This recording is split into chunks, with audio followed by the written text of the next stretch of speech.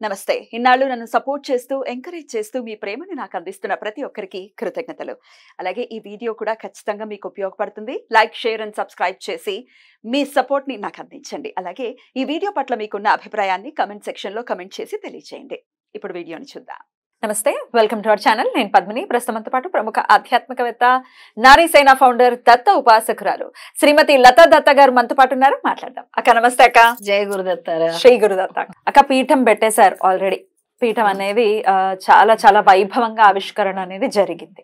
So ఇట్లా మరి ఎలా వస్తున్నారు భక్తులు, ఎలా వస్తున్నారు, ఎవరెవరో వస్తున్నారని మీరు నాకు ఆఫ్ ద రికార్డ్ చెప్తూ ఉన్నారు.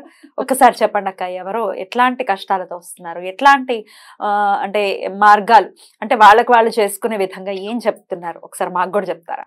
తప్పకుండా పద్మిని, నీతో కాకపోతే ఎవరితో షేర్ చేస్తాను. అసలు ఆ మనసులోని అంటే వాళ్ళు చెప్పుకుంటుంటే స్వామి నిజంగా మనకి ఎంత దయ కురిపిస్తున్నారు అనిపిస్తుంది. అవునక్క. ఒక్కొక్కరి సమస్య అంటే నిజంగా నేను స్వామిని ఒకటే కోరుకున్నాను, ఏంటంటే స్వామి మీరు వచ్చి కూర్చుంటున్నారు అని అంటే ఎవరైనా సరే మా కర్మ ఇది, మా బాధ ఇది, మేము భరించలేకపోతున్నామని వచ్చి చెప్తే మీరే చెప్పారు ఏమని, కర్మలన్నీ తిరిగిన తర్వాతే నేను పరిచయం అవుతాను, అలాగే మీరు నా దగ్గరికి రాగలరని.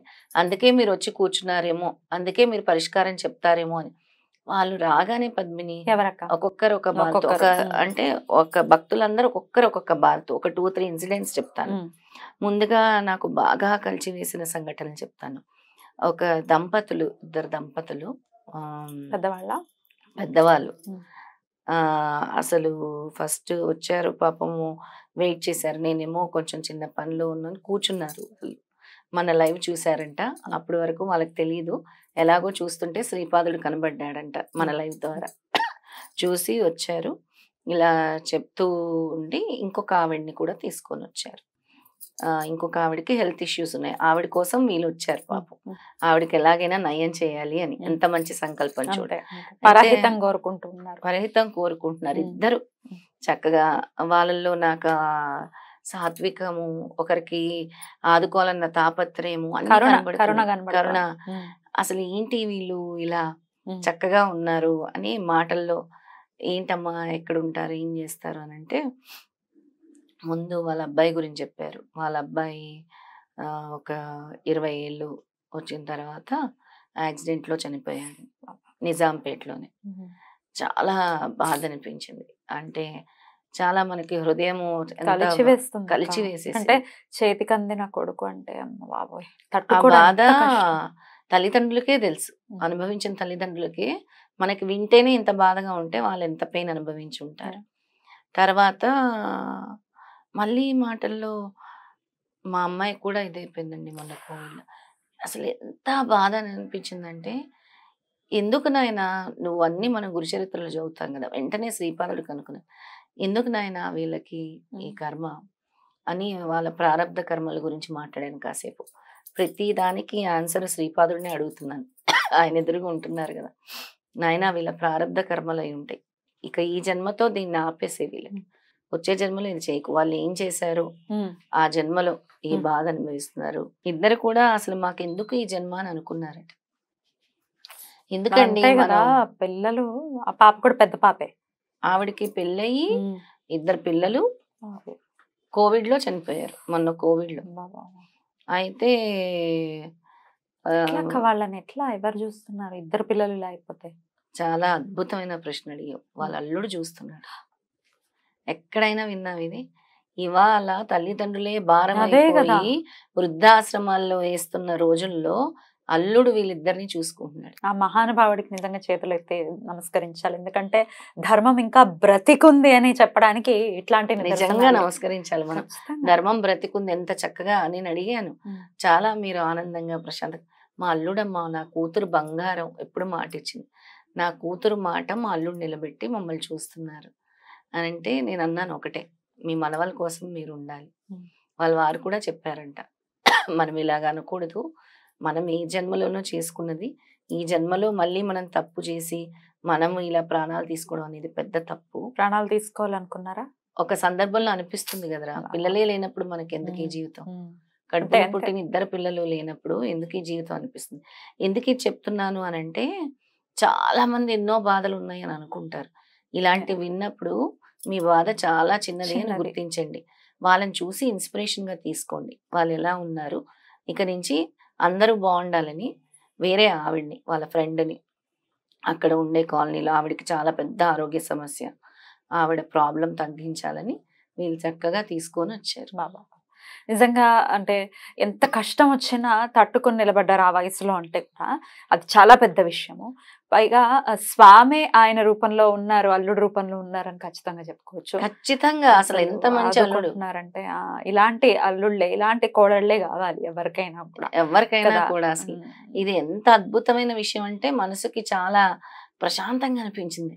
మా అల్లుడు చూస్తున్నారు అనగానే తల్లిదండ్రుల భారం అయిపోయి వృద్ధాశ్రమాల్లో వేసే రోజుల్లో ఒక అల్లుడు అడిగాను, అల్లుడు వాళ్ళ అమ్మ నాన్న ఉన్నారు, వాళ్ళని అలాగే చూసుకుంటారు, మమ్మల్ని అలాగే చూసుకుంటారు. అసలు ఒకవేళ కొడుకుకి ఏదైనా అయితే ఆ అత్తమామలు ఆ కోడల్ని ఎలా ఇంట్లో నుంచి గెంటేస్తారు నిర్దాక్షిణ్యంగా, అందులో ఎటువంటి సందేహం లేదు. ఆ కోడలికి ఏమైనా ఉందా, ఆస్కారం ఉందా, బ్రతకగలదా, బ్రతకలేదా, ఇవన్నీ ఏమి ఉండవు. కొడుకే లేకపోతే ఈవిడ వెళ్ళిపోవాల్సిందే, ఈవిడ పిల్లలు వెళ్ళిపోవాల్సిందే. అట్లాంటిది అట్లాంటి పరిస్థితుల్లో ఉన్నాం మనం ఇప్పుడు. అలాంటి పరిస్థితుల్లో ఉన్నాం. అలాంటిది ఎంతో నాకు అసలు ఈ మాట వినగానే చాలా అంటే శ్రీపాదుడి దగ్గర రకరకాలు వింటున్నాం పద్మిని. ఇంకొకరు కూడా అలాగే వచ్చి వాళ్ళ బాధ, అసలు ఎందుకు ఆ బాధలు వస్తాయి అని అంటే వాళ్ళకు ఉండే పితృదోషాలు ఎప్పుడు నేను చెప్తూ ఉంటాను. ఆ అమ్మాయికి వచ్చింది, ఆ అమ్మాయి సమస్యలు చెప్పుకుంది. చెప్పుకొని ఒక 2 సంవత్సరాల నుంచి ఇలా అవుతుంది అనగానే ఫస్ట్ నేను అడిగిన ప్రశ్న, అంటే నేనంటే ఏదైనా నాకు శ్రీపాదుడే చెప్తున్నాడు అని భావిస్తాను. మీ ఇంట్లో ఎవరైనా చనిపోయారా? మా మామగారు చనిపోయారు. పితృదోషాలు, ఆయన చనిపోయిన కానించి మీకు అసలు బాగాలేదు కదా? అవును, పితృదోషాలు. చిన్న పిల్లలు ఇద్దరు, చిన్న పిల్లలు. చిన్న పాపకి ప్రాబ్లమ్ అంటే ఏదో చాలా చక్కగా ఉండేది, ఆ పాపకి కాలు ఇదయి, ఆ పాపకి కాలు లిఫ్ట్ లో ఇదయి ఆ పాపకి ప్రాబ్లం వచ్చింది. తర్వాత వాళ్ళ బాబుకి కూడా ప్రాబ్లం, ఒక సమస్య, అలాంటివి మనం చెప్పలేము, చాలా హెల్త్ రిలేటెడ్ ప్రాబ్లము, చాలా నెలల పిల్లోడు అనమాట. వెంటనే స్వామి చెప్పారు ఇది పితృదోషాలు రిలేటెడ్ అని. ఒకటే చెప్పాను, స్వామి ఎలా పరిష్కారాలు చూపిస్తున్నారని అడిగావు కదా, స్వామి నీ దగ్గర కష్టం అని వచ్చిన వాళ్ళకి మీరు సమాధానం చెప్పి ధైర్యం ఇచ్చి పంపించాలని నేను ఆయన్ని వేడుకుంటాను. స్వామి నాకు చెప్పింది ఆ అబ్బాయికి ఏదో ఆపరేషన్ పడాలి, చాలా పెద్ద ఆపరేషన్. స్వామి వెంటనే ఇచ్చిన ఆన్సర్ ఏంటంటే ఆపరేషన్ పడదు అని. మరి అది నిజం అవ్వాలని కోరుకుంటున్నాను. చెప్పారు.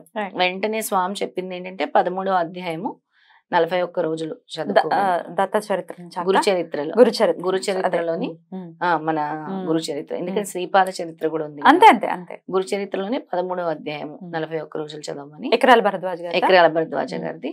సిద్ధమంగళ స్తోత్రం కూడా 11 రోజులు అని అంటే కాదమ్మా, 41 రోజులు చదవాలి. చాలా పెద్ద ప్రారంభ, రోజుకి 11 సార్లు. అలాగే 3 అమావాస్యలు స్వయంగా వాళ్ళ ఇంట్లో తెల్ల అన్నం ఉండి నల్ల నువ్వులేసి కాకులకి పెట్టాలి. 3 అమావాస్యలు పిఠాపురం పాదగయలో వాళ్ళు పిండ తర్పణాలు చేయించాలి. ఇది స్వామి ఇచ్చిన ఆన్సర్.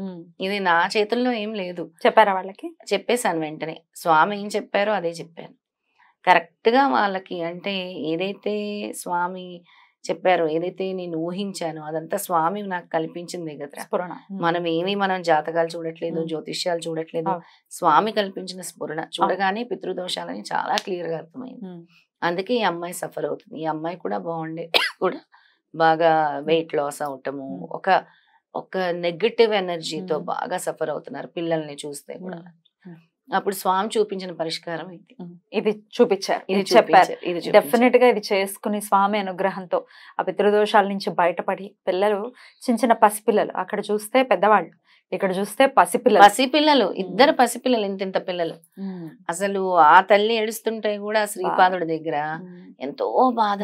అంటే ఏదైతే స్వామి ఎందుకు రావాలనుకుంటున్నారు ఇప్పుడు అర్థమైంది. అందరి కష్టాలు తీరాలి, ఒక్కొక్కరి కష్టాలు తీరాలి. ఇప్పుడు ఎలా అంటే అందరూ డబ్బుతో చేయలేరు కదరా, కొన్ని వచ్చి ఎక్కడికి తిరిగి ఖర్చు పెట్టినా స్వామి చెప్పాలి పరిష్కారాలు. డబ్బు పోతుంది కానీ పరిష్కారం కూడా అలాగే దత్తక్షేత్రాలకు కూడా వెళ్ళమన్నారు. బ్యూటిఫుల్ అక్క. ఇట్లా ఎన్నెన్నో కథలు, ఎన్నెన్నో కథలు, ఖచ్చితంగా ఎన్నెన్నో కథలు. ఒక ఆవిడ అసలు ఎక్కడో ఇక్కడ ఉండరంట, మన ఛానల్ నుంచి తెనాల్లో ఉంటారంట. వెతుక్కుంటూ తను పుట్టింటికి వచ్చారు. తనకు కూడా స్పైనల్ కార్డ్ ప్రాబ్లం అంట అసలు చాలా. ఎలాగ నేను అందుకే స్వామి దగ్గరికి వచ్చాను తగ్గిపోవాలని అని అంటే, స్వామి దగ్గర సంకల్పం చేసుకొని వెళ్ళండి, తప్పకుండా తగ్గుతుంది. మీరు ఈ విధంగా మీరు గురుచరిత్ర పారాయణం అంటే ఆవిడకి తెలియదంట ఏం చదవాలి ఆరోగ్య సమస్యలకని. స్వామి చెప్పిన అధ్యాయము 13వ అధ్యాయం మీరు చదవండి అని చెప్పాను. ఒక మంత్రం మీరు వెళ్ళే లోపల వచ్చి తీసుకోండి, స్వామివారి మంత్రము. అది రోజు కూడా ఆ మంత్రం మీరు చేసుకోండి. వెంటనే మీరు రికవర్ అయ్యాను అని మీరు నాకు కాల్ చేయాలని చెప్పాను. అద్భుతం అక్క. ఇట్లా సమస్యలతో వచ్చిన వాళ్ళందరికీ కూడా స్వామి కృప పరిపూర్ణంగా ఉండాలని మనస్ఫూర్తిగా కోరుకుంటూ, మరి మీరు కూడా వెళ్ళాలి దత్తపీఠాన్ని, శ్రీపాద శ్రీవల్లభ దత్తపీఠాన్ని గనక చూడాలి అనుకుంటే గనక లైవ్ వీడియో ఉంది, ఆవిష్కరణ రోజు లైవ్ వీడియో ఏదైతే ఉందో అందులో లొకేషన్ కి సంబంధించిన డీటెయిల్స్ ఉన్నాయి కాబట్టి ఒక్కసారి చూడండి. రైట్ అక్క, thank you so very much అక్క. నమస్తే. జై గురుదత్త. శ్రీ గురుదత్త.